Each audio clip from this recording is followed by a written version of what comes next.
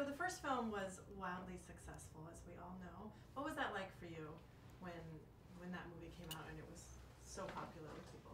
I mean, it was really exciting because it was really one of the first animated things I've ever done, and just getting to see the movie come together, like for the first time, when I got to see all the characters, and then my character, my voice coming out of someone that wasn't me.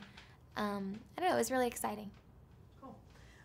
Tell me where Margot is in the beginning of this film. She's really grown up a lot. She's texting now. She's sort of having some little boy attractions.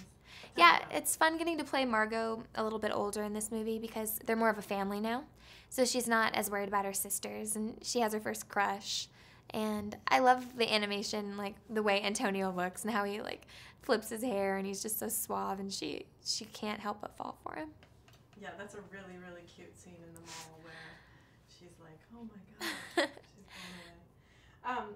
Tell me about Gru as a dad. Seems like he's a lot of fun as a dad.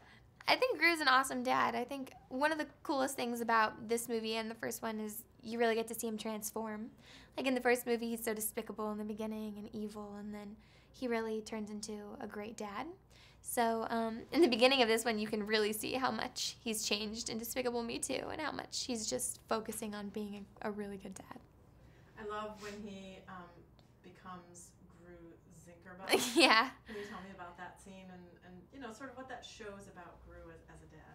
Yeah, in the beginning of Despicable Me Too, he's Gru Zinkerbell, which last minute the like fairy princess that's gonna come to the big birthday party can't make it, so he doesn't want to let all the little kids down. So he dresses up, and he's probably one of the most hideous like fairies I've ever seen, but it's really sweet, and I think it definitely shows how much he cares.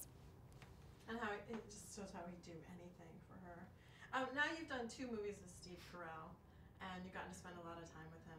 What's that experience been like for you? It's awesome getting to work with Steve because even though we all record individually, have gotten to know him pretty well from the first movie, Publicity, and now I'm hanging out with him during this one. And I know he has 2 kids that are like really excited to see the movie, so it's just been really fun hanging out with him and getting to know him more. He's like super funny. Was he a good guide to you in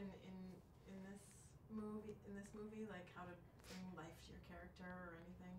Well, I think he'd be a good guide for anybody for animation because the voice he does for Gru is so different from his actual voice. Like, he's really putting on, like, a different character. So, and when we were in Australia and we saw the movie for the first time, like, all the kids were asking him to do the Gru voice.